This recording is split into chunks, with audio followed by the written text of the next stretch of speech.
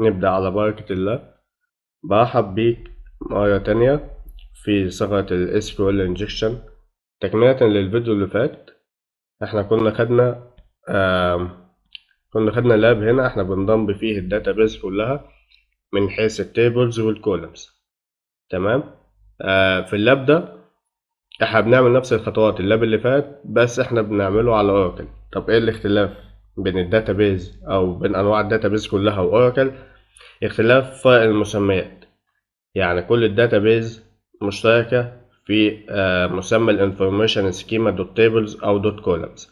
اما في الاوراكل بتختلف. يعني هنا بدال انفورميشن سكيما دوت تيبلز بتتكتب هنا all underscore tables، بدل information schema دوت كولمز بتتكتب هنا all tab columns. تمام.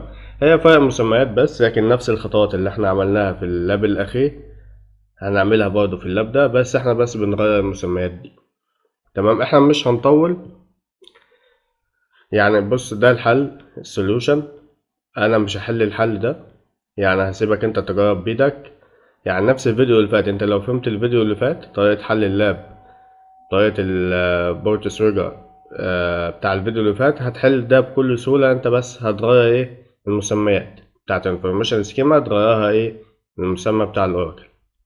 احنا بس هنشرح حاجة بسيطة كده. هو اللاب ده سريع، هنشرح حاجة بسيطة. مثلا نختار اي حاجة، مثلا نختار دي. احنا هنشرح كويري جديدة بتساعدك انك تدمب على طول الداتابيز من خلال الكولم نيم والتيبلز نيم. احنا كنا خدنا المرة اللي فاتت صيغة سترينج ايج، وخدنا لسه هناخد جروب باي في الفيديو اللي جاي. دلوقتي مع البحث شوية لقينا في فانكشن موجودة في الاوراكل اسمها ليست ايج. دي برضو بتعمل نفس الطريقة اللي بتعمل سترينج ايج. دي بتعمل كونكاتينيشن بين الكولمز وتفصل بينهم بالعلامة دي.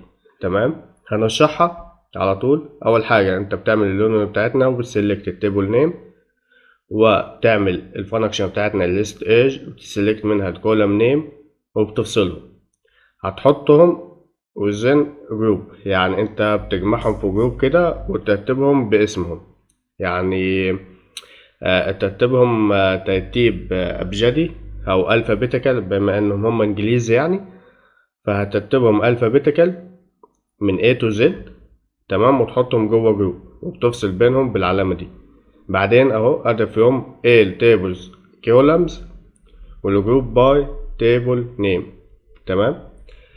يعني انت بتجمع الكولمز دي وترتبهم ترتيب الفابيتيكال وتحطهم في الليست ايج دي على اساس ايه؟ على اساس التيبل نيم، زي اللي احنا قلنا المرة اللي فاتت. تجمع بس كولمز نيم تبع ايه؟ تبع التيبل نيم ده. احنا هنعمل كوبي بسيطة عشان هوريكم بس الاوت بتبقى شكله ازاي. ناخد اي حاجة وبعدين نعمل باست، كوبي وبيست. تمام. هيبقى بالشكل ده.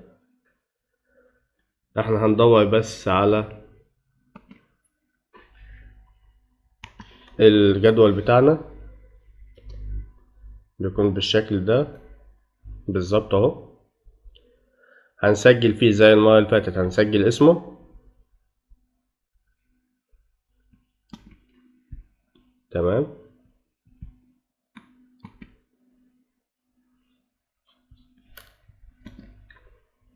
اوكي.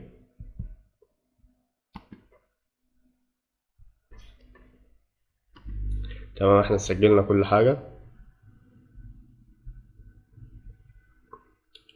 بس، وهنعمل الكويري بتاعتنا الأساسية. مننساش طبعا الكومنت. بعدين select اليوزر نيم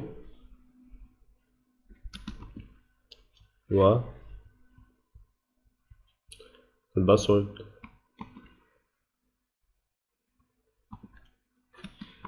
from الجدول اللي احنا جبناه.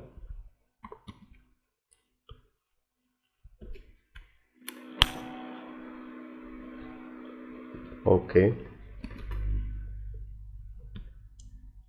تمام كده، احنا حصلنا على الباسورد بتاع الادمنستريتور،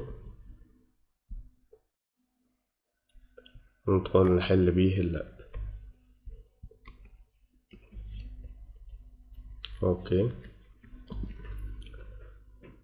تمام، احنا كده حلينا اللاب. طبعا هسيب لكم الكوية دي في الديسكريبشن، وجرب بيدك، وهنتقابل كمان في الفيديو الجاي. الفيديو اللي جاي مهم جدا، ان احنا هنجرب على الموقع. هو معمول للتستنج عامة. هنجرب فيه اللوجن باي باس، وكمان هنجرب فيه اللون اتاك، وهنضم الداتابيز كلها. طبعا هنستخدم فول دايوس، اللي هي المصطلح اللي اسمه دمب ان وان شوت، هنستخدمه. بس مش زي المرة اللي فاتت ان احنا بس هنضم التيبلز والكولمز، لا، هنضم كل حاجة فعليا. وكمان هنتعلم ازاي ان احنا انجكت ال HTML في ال SQL query. فالفيديو اللي جاي مهم جدا، انه يعتبر مراجعة وكمان حاجة جديدة. بس احب اشكرك انك انت كملت معايا للاخر كده، وكان لاب سريع وخفيف، واتمنى انك انت تكون فهمت. وحتى لو ما فهمتش مني، قوي، جرب بايدك، وان شاء الله تبقى الدنيا كويسة. متنساش الاشتراك واللايك.